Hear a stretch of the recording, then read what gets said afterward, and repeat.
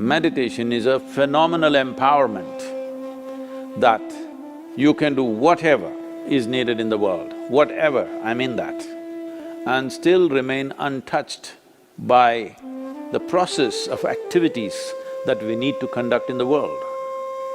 If you sit here, your body is here, your mind is there, who you are is little away. This is the end of suffering, and this is meditativeness.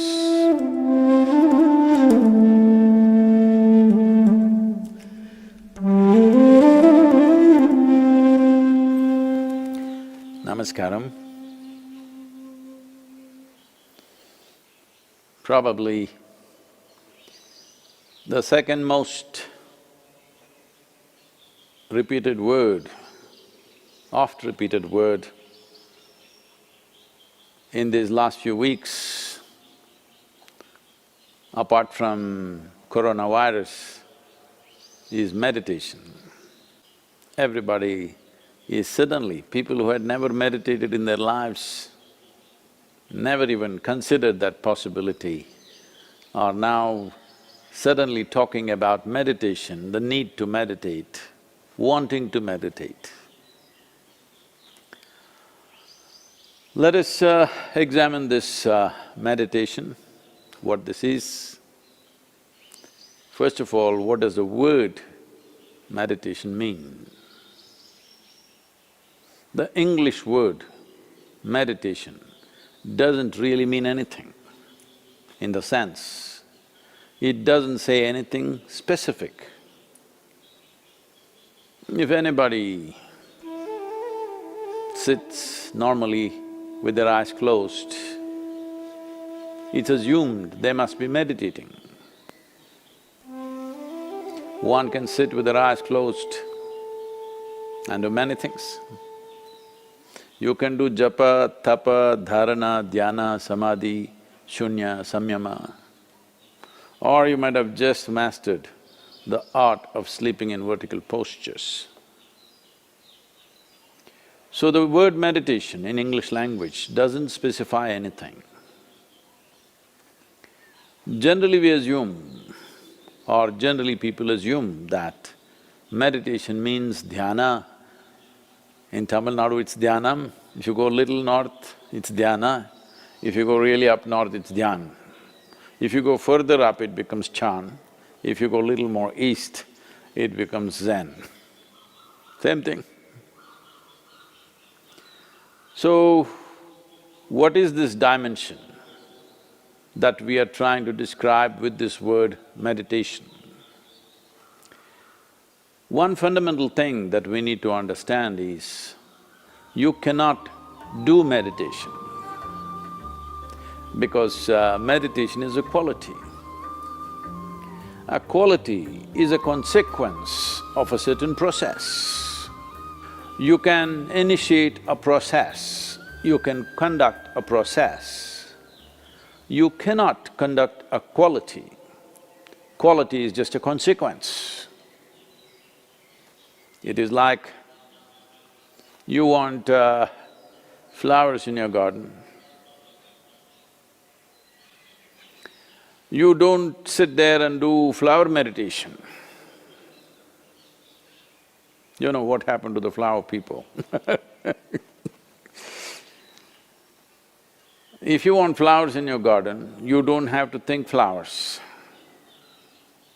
You have to think soil, manure, water, sunlight. If you conduct this process of these ingredients properly, flower and fruit is a consequence. But today, the world has become so goal-oriented. Because they're so goal-oriented, they are not interested in the soil, definitely not interested in the manure and all the other things, but they want flowers and fruit. If you want flowers without soil, manure, water and sunlight, well, you will have to settle for plastic flowers. Plastic flowers are very wonderful. Those who think of utility, it serves you in many different ways. It comes with a 5-year guarantee. Flowers are a nuisance. If you keep flowers in your house, you have to look at them at least 5 times in a day, what's happening, are they thriving well or not. But if you keep plastic flowers in your home, 5 years guaranteed, unlike your life. If you're alive, there is so much to do. You even have to dodge the virus, invisible virus. But the dead only have to be preserved. So essentially, the dimension and the process that you're referring to as meditation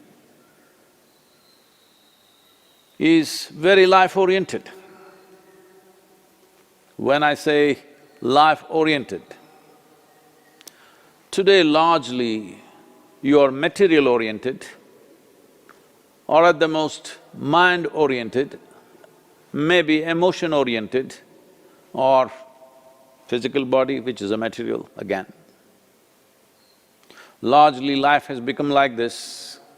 People's idea of life is, if someone says, "my life," you're supposed to understand they're talking about their job. They're talking about the economic condition in the country or in the world, about their car, maybe about their dog, sometimes about their husbands or wives. It could be anything. But the only thing that's truly life is what is throbbing in this. This is life. The rest are arrangements that we have made, hoping that these arrangements will allow us to enhance our life. Whether it's education, career, relationships, marriage, children, wealth, whatever. All these things one is after only in the hope that it will enhance our life. As you know, most people, instead of enhancing their life, largely get entangled with these accessories. Accessories have become larger than the life process. Well, I think in a very cruel way, the virus is bringing focus on the life. You suddenly understand your expensive home has become a prison. Your expensive car is as good as junk because you can't drive it, at least for some time. And right now, the world is in a situation where we do not know how long will it take before you're back on the road and swing around a little bit in your automobile. You do not know. So now naturally a whole lot of people are asking all over the world, how to meditate, what should I do? As I said, you cannot meditate, but you can become meditative because it's a quality. If one cultivates their body, mind, emotion and energies to a certain level of maturity, you will be naturally meditative 24 hours of the day. Meditation is not an impairment that if you're meditative, you have to close your eyes and be limited to one place. Meditation is a phenomenal empowerment that you can do whatever is needed in the world, whatever, I mean that. Whatever is needed in the given situation and still remain untouched by the process of activities that we need to conduct in the world. This empowerment or without this empowerment. In fact, a human being is crippled because if what you have to think, feel, understand and act in the world is going to rub off on you in such a big way, naturally you will hesitate to do what is needed. Naturally you will avoid doing things that need to be done. In a way, the moment you are in a state where your own activity and the activity of the world around you and the activity of your mind and your emotion, once they're impacting you every moment of your life, then in some way you will cripple yourself because naturally you would want to keep the scale of your life very limited because activity, thought, emotion, involvement with life can cause enormous amount of suffering. Once there is fear of suffering, knowingly or unknowingly, you will limit the scope and possibilities of your life. Meditation means just this, in a very simple way if we have to put it. If you sit here, your body is here, your mind is there, who you are is little away from these two dimensions of physical body and mental accumulations. These two accumulations of body and mind, if a little space arises between you and this is the end of suffering. And this is meditativeness.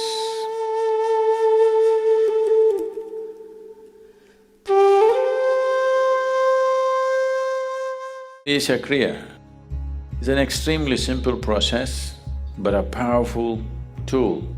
These three ingredients, your breath, your thought and your awareness, in the right combination, if you use them, your ability to use the mind and the body is so greatly enhanced that you almost look superhuman for somebody else.